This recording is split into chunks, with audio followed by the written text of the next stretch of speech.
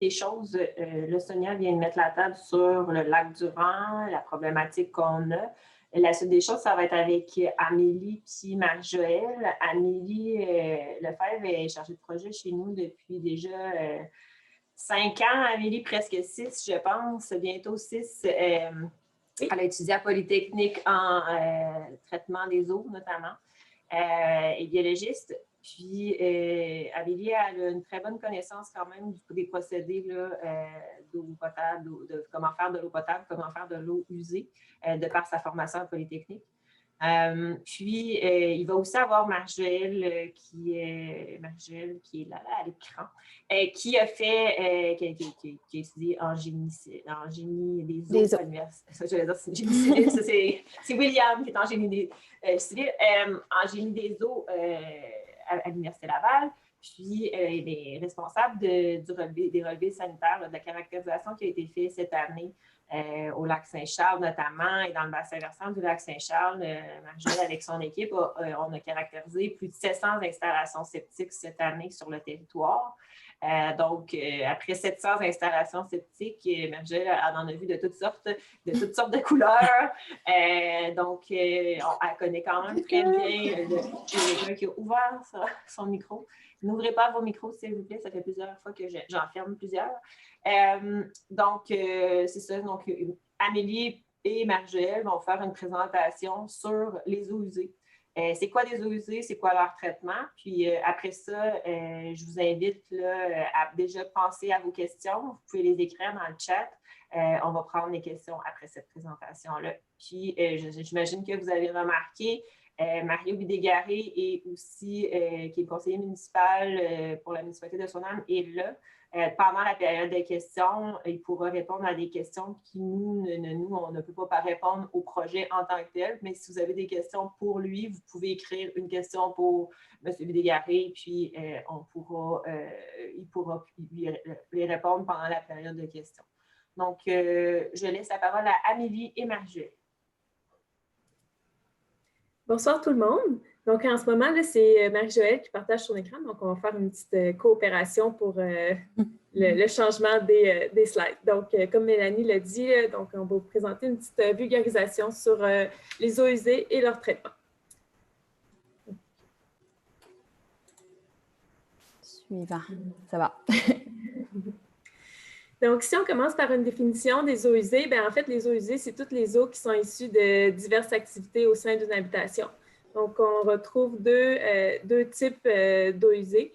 Donc, les eaux noires, qui sont associées aux eaux qui viennent des toilettes, et les eaux grises, qui sont toutes les autres eaux là, qui viennent soit du robinet, du bain, de la douche, de la laveuse, de la vaisselle, etc. Donc, on va un petit peu approfondir qu'est-ce que ces deux types d'eau-là contiennent.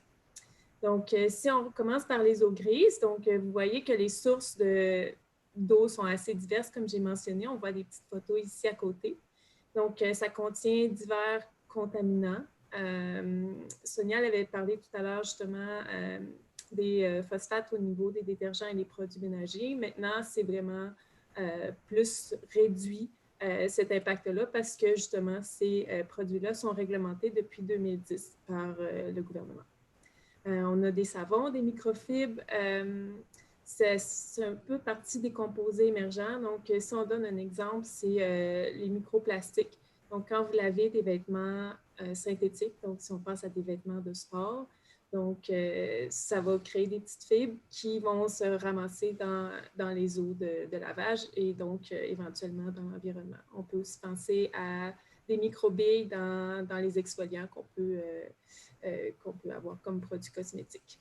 Les résidus d'aliments, donc qui vont aussi être des sources d'azote et de phosphore dans les eaux grises, les huiles et les graisses, puis parfois certains micro-organismes pathogènes dans les eaux grises.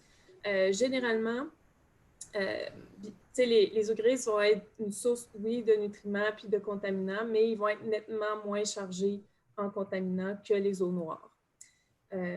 Donc, c'est ça. Tu peux changer de slide. Donc, les grandes gagnantes pour celles qui ont les plus de nutriments dans les eaux usées, ce sont les eaux noires, donc nos excréments. Si on regarde au niveau de l'urine, donc qui est une source d'azote. On voit dans l'urine, le principal constituant, c'est l'urée. Vous voyez ici la structure moléculaire. Donc, le N, c'est de l'azote. Donc, c'est tout à fait logique puisque l'urine, c'est le moyen qu'a le corps humain d'éliminer l'azote. Si on regarde au niveau des matières fécales, c'est des sources autant d'azote et de phosphore. Puis, vraiment, globalement, dans les eaux usées, c'est 70% des nutriments qu'on retrouve dans les eaux noires. On retrouve aussi des micro-organismes pathogènes dans les eaux noires parce que justement, c'est relié aux excréments. Donc ici, je vous ai présenté des petites bébites là. E. coli qu'on connaît, que généralement les gens connaissent plus parce que c'est un indicateur. Donc, quand on trouve des E. coli, c'est signe qu'il y a eu contamination fécale parce que c'est une bactérie qu'on trouve dans le système digestif des animaux à sang chaud. Puis c'est quelque chose qui est facile à mesurer, contrairement aux 3 autres micro-organismes que vous voyez ici. Je vous les ai présentés parce que c'est des micro-organismes qui sont utilisés dans la réglementation. Donc, quand on veut évaluer si une eau est potable, donc il faut atteindre certains niveaux d'enlèvement de ces micro-organismes-là. Le groupe des virus, le petit protozoaire Cryptosporidium et le protozoaire Giardia, c'est 2 micro-organismes unicellulaires. Et vous voyez que, en fait, pour Cryptosporidium, ça fait comme une espèce de petite capsule. Donc, c'est ce qu'on appelle pour Cryptosporidium un oocyste et Giardia un kyste. Donc, c'est une petite forme qui est résistante, qui fait en sorte que, par exemple, si on veut désinfecter ça, c'est vraiment très difficile avec des produits chimiques. Donc, si je vous donne un exemple, là, Cryptosporidium avec du chlore, ça ne fait que le chatouiller. Donc, c'est pour ça qu'on cible ces organismes-là parce qu'ils sont plus difficiles à enlever dans l'eau potable. Prochaine slide, Marie-Joëlle. Donc, on a aussi des contaminants, des contaminants d'origine, des contaminants émergents. Par exemple, les médicaments. Il y en a de différentes sortes qui sont plus pesticides, tout ça, mais si on regarde plus spécifiquement pour les eaux domestiques, donc c'est vraiment les médicaments. Et contrairement à ce qu'on peut penser, ce n'est pas des gens qui vont jeter des pilules dans la toilette qui va expliquer le fait qu'on retrouve ces composés-là dans les eaux. C'est vraiment de par nos excréments. Donc, les gens, quand vont consommer soit des antibiotiques ou autres médicaments, ça va être métabolisé par le corps et de 30 à 90%, tout dépendant du médicament, va se retrouver dans les excréments et donc dans l'eau sous sa forme active. Donc, éventuellement, va également se retrouver dans l'environnement. Donc, ça fait un petit peu un tour des principaux constituants et contaminants qu'on retrouve dans les eaux usées. Oui, maintenant, on va plus parler du... Est-ce que vous m'entendez? Ça ne fait pas d'écho? OK. Bon, je vais parler du traitement des eaux usées. En fait, dans le bassin versant du lac Saint-Charles, il y en a 2 types. Il y a les installations septiques autonomes, que je vais plus vous parler, et les étangs aérés aussi, que Amélie va pouvoir vous parler. Donc, installation septique autonome, je vais dire ISA pour que ce soit moins long. Mais l'objectif des ISA principal, c'est de traiter les eaux usées des maisons isolées qui ne sont pas raccordées à un réseau d'égouts. Donc, des maisons plus isolées qui, à la base, il faut savoir que ce n'était pas prévu, comme Mélanie a dit, ce n'était pas prévu pour être dans des zones de haute densité. Je vais vous en parler un petit peu plus tard, là. Mais au départ, il faut savoir que les installations septiques dites classiques ont été conçues pour réduire les apports en coliformes fécaux. Donc, c'était une question de santé publique, en fait. Mais ils n'ont pas pris en compte la protection des cours d'eau. Donc, les systèmes plus classiques, je parle. Qu'est-ce que je veux dire par haute densité? En fait, vous pouvez voir sur la carte, là, les zones rouges et jaunes, c'est où il y a des hautes densités en installation septique. Selon une étude là, de l'Agence de protection en environnement, une étude américaine, le seuil de densité critique des installations septiques, ça devrait être de 16 installations par kilomètre carré. En fait, dans notre secteur, c'est beaucoup plus que ça. Ça s'élève, même si on regarde au secteur de Vermont-sur-le-Lac, ça s'élève à 172 installations septiques par kilomètre carré. Donc, le seuil a été fixé, pas fixé, a été suggéré parce qu'ils disent qu'au-dessus de ce seuil-là, ça augmente les chances de contamination de la nappe phréatique. Donc, vous pouvez voir aussi qu'il y a plusieurs secteurs qui sont dans la même situation que vous, là, puis vous n'êtes pas les seuls à faire l'objet de raccordement, d'études de raccordement. En fait, il y a une étude en ce moment qui va voir le jour en 2022 qui regarde la faisabilité de raccorder 900 installations septiques, 900 maisons, en fait, à Stoneham. Donc, vous n'êtes pas les seuls. Les conséquences. Bon, ben, je vais remontrer la belle image de Sonia. Là. Ça vaut la peine de la revoir, je pense, parce que je vais vous expliquer en même temps l'effet que les installations septiques peuvent avoir sur les cours d'eau, la santé humaine et c'est ça, donc vos puits, en fait. Parce qu'on a les installations septiques qui, règle générale, de façon traditionnelle, sont composées d'une fosse septique et d'un champ d'épuration. La fosse septique, elle s'occupe c'est là que les matières solides vont se déposer, vont décanter, puis ils vont se rendre dans la deuxième section de la fosse septique où ils pourront être acheminés alors dans le champ d'épuration. C'est dans le champ d'épuration que là, c'est un système d'épuration non étanche. Donc, c'est en contact avec le sol directement. Puis, bon, ça, c'est sûr que la qualité de traitement des installations va dépendre vraiment de la nature du sol qui est en place. Puis ça dépend de plein de facteurs. Ça dépend de la pente, ça dépend du niveau de perméabilité du sol, du niveau de la nappe phréatique, de la qualité du sol, de sa capacité à retenir aussi les nutriments. Donc, c'est toutes ces choses-là qui font en sorte que si on n'a pas un bon sol ou si l'installation septique n'est pas bien entretenue, qu'on met des mauvaises choses dans l'installation septique, c'est là qu'il peut y avoir des chances que les contaminants chimiques et biologiques se retrouvent dans la nappe phréatique puis dans les cours d'eau. Donc, faire rappel. Il y a un autre aspect aussi qui limite les installations septiques, c'est qu'elles ont une durée de vie. Donc, en plus d'avoir une forte densité d'installations septiques, elles ont une durée de vie en moyenne, dépendamment évidemment du nombre de personnes dans la maison, de l'utilisation, de l'entretien, mais c'est en moyenne, puis de la nature du sol, mais c'est en moyenne de 20 à 25 ans qu'on peut les utiliser. Puis ça, pourquoi ils ont une durée de vie, en fait, c'est que, bon, ça peut être parce que le sol naturel n'est plus capable il y a ses limites de traitement, en fait. Fait qu'à un moment donné, il peut colmater parce qu'il y a de la matière organique qui se rend jusque dans le champ d'épuration, puis ça peut complètement colmater le champ. Sinon, on peut ne pas s'en rendre compte, mais que le niveau de la nappe soit trop haut, que les nutriments se rendent dans la nappe phréatique. Donc, c'est plein de facteurs qui peuvent faire en sorte que votre installation a une durée de vie limitée.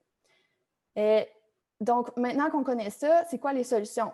Parce qu'une fois que notre installation septique a atteint sa durée de vie utile, on n'a pas le choix de soit refaire les installations septiques, soit utiliser un système complètement étanche si on ne veut pas contaminer, si on veut que les nutriments ne soient jamais en contact avec le sol, ou raccorder à l'égout. Ce qui se passe, c'est que quand on veut refaire les installations, il y a beaucoup de contraintes. Puis si, notamment, on a un terrain petit, bien, c'est difficile, ou une pente qui n'est pas adéquate, bien, c'est difficile de reconstruire l'installation septique parce qu'on ne peut pas faire, par exemple, le champ d'épuration au même endroit qu'il était précédemment. Puis il faut quand même respecter les normes de distance par rapport au puits du voisin, le nôtre. C'est plein de contraintes qui peuvent faire en sorte qu'il faut aller pour un système qui est plus dit de traitement plus avancé, qui peut devenir coûteux. Sinon, il y a l'option, comme j'ai dit, de système étanche où on récolte les eaux noires d'un côté, puis de l'autre côté, on a une fosse septique, des eaux grises qui s'acheminent dans un champ d'évacuation pour que l'eau s'infiltre. Mais ça, c'est sûr que si on pense à une maison qui est utilisée à l'année avec une famille, mais ça ne devient pas vraiment durable parce que ça fait il doit y avoir beaucoup de vidange, puis ce n'est pas une solution qui est durable. Donc, il y a l'autre option qui est le raccordement au réseau d'égout. Puis là, on en a parlé un peu depuis le début de la présentation, des avantages à se raccorder à un réseau d'égout parce que c'est souvent une question qui revient de ce qu'on a remarqué, c'est qu'il y a le concept de résidence isolée, qu'il faut savoir qu'une ISA, ça n'a pas été fait pour être dans des zones de haute densité. Donc, puis on sait maintenant que une haute densité, c'est un facteur qui peut mener à des problèmes de contamination. Ensuite, pour la protection des puits individuels, la protection du lac, puis parce que reconstruire une installation, ça peut être coûteux. Donc là, on revient à la question, est-ce qu'il est trop tard pour essayer de sauver le lac du Rang? Comme Sonia l'a dit, le vieillissement d'un lac, ça s'étend sur des milliers d'années. Donc, c'est sûr que c'est accéléré par l'homme, mais justement, il faut régler le problème à la source. En éliminant les apports des installations septiques, on diminue l'apport des nutriments en azote, phosphore, et il ne faut pas oublier non plus qu'il y a les contaminants d'intérêt émergents dont Amélie vous a parlé avant. Donc, tout ça, ça doit rentrer dans la donne. Puis, je pense aussi qu'il faut agir en regardant à long terme, parce que si on refait notre installation cette année, elle va quand même à refaire dans 25 ans. Donc, c'est ça. Je vais donner la parole à ma collègue Amélie. Oui, fait qu'on va faire un bref aperçu concernant les lampes UV, parce qu'il y a des gens qui ont ça chez eux, puis que c'est pas tout le monde qui sait qu'une lampe UV ne traite pas tout. Donc, un système UV, qu'est-ce que ça fait? C'est que, c'est fait pour désinfecter l'eau. Donc, c'est vraiment pour inactiver les micro-organismes. Si, par exemple, vous connaissez un petit peu là, comment fonctionnent les produits chimiques, les autres vont vraiment aller affecter, dégrader la cellule, elle va être comme brisée, puis les micro-organismes vont mourir. Les systèmes UV, c'est un peu différent, donc c'est vraiment un rayonnement qui va aller affecter, comme vous voyez sur la figure de droite, l'ADN du micro-organisme qui va être incapable de se multiplier, et un organisme qui n'est pas capable de se multiplier n'est pas capable d'infecter. Ce qui est important à mentionner pour le rayonnement UV, c'est que ça ne traite pas les autres contaminants. Qu'on parle d'azote, de phosphore, de chlorure, de contaminants émergents, ce n'est pas traité par les rayonnements UV. Si on fait juste référence à l'étude de contamination des puits, il y a plusieurs puits qui étaient contaminés par soit du phosphore, de l'azote quand même beaucoup. Puis, si on regarde, par exemple, des nitrates dans l'eau, ça peut provoquer une maladie qu'on appelle la méthémoglobinémie. Donc, c'est vraiment, ça peut être problématique. Puis, ce qui est aussi un aspect à considérer pour les lampes UV, c'est qu'il y a des facteurs qui peuvent atténuer l'effet des rayonnements UV. Donc, ce qu'on vise vraiment avec le rayonnement UV, c'est d'inactiver les micro-organismes. Donc, pour ça, il faut que le rayonnement UV se rende aux micro-organismes.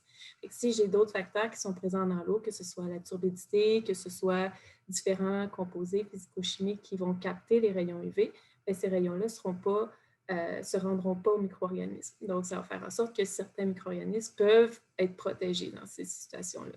Généralement, avec la réglementation, ils ont instauré des doses qui font en sorte que c'est quand même que ça offre une protection, mais reste qu'on ne fait pas un suivi constant de la qualité de l'eau. Est-ce qu'il y a eu une modification?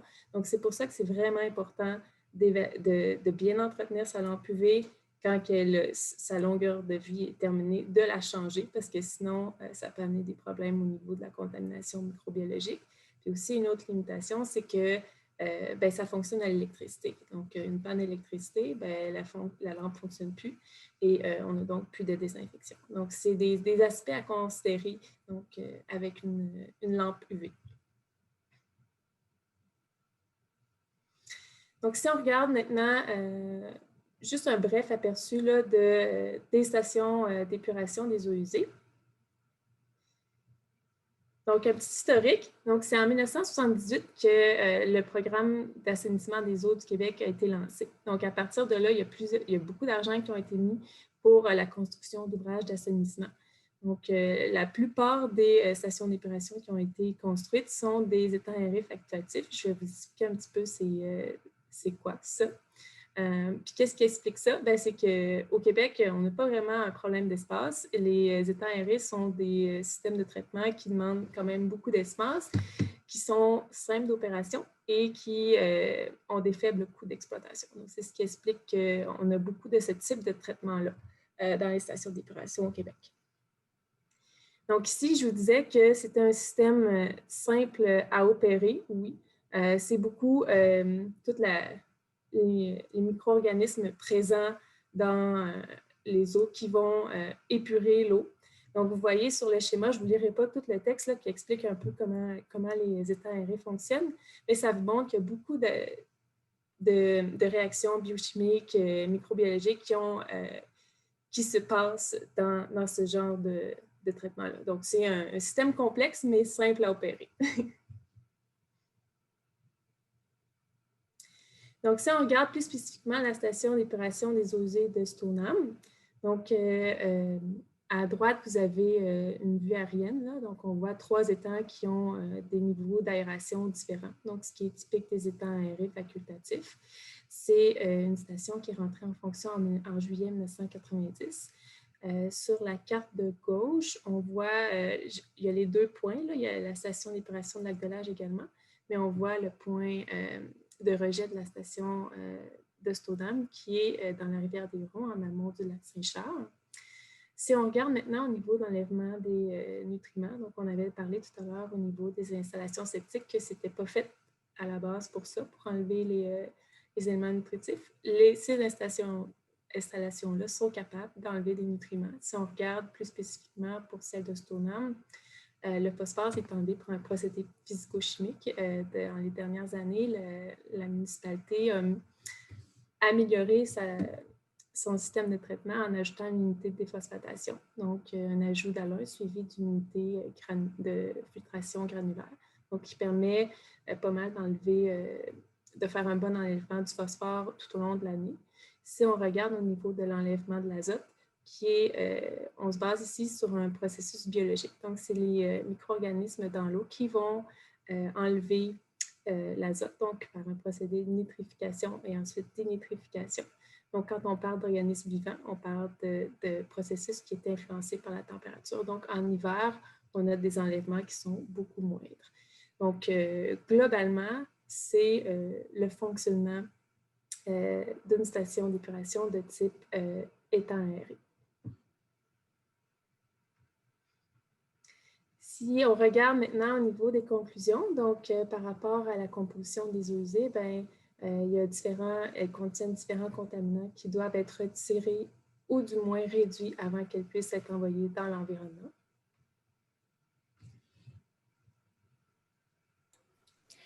Sinon, si on pense plus à vouloir limiter les apports en nutriments dans les eaux souterraines et de surface, c'est sûr que c'est une bonne cible de prendre les ISA parce que en tenant compte de leur durée de vie limitée puis de leur forte densité, mais c'est sûr que ça va avoir un impact positif sur vos puits, sur la santé et l'environnement aussi, la santé de l'environnement. Sinon, c'est ça, le raccordement, c'est ça que ça va permettre de faire. Là.